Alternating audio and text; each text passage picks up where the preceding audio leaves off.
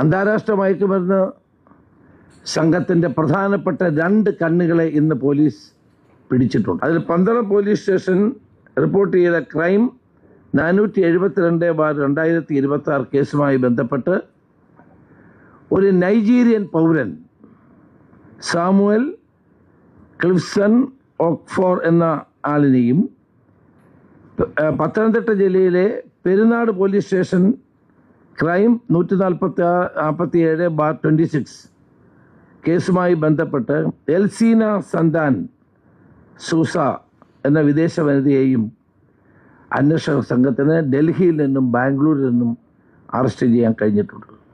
ഇതിനകം 728 കേസുകൾ രജിസ്റ്റർ ചെയ്തു. 795 പേരെ അറസ്റ്റ് ചെയ്തു.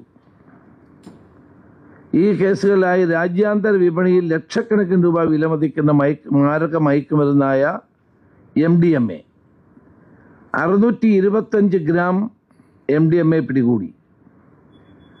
48.49 കിലോഗ്രാം കഞ്ചാവ്, 136 kg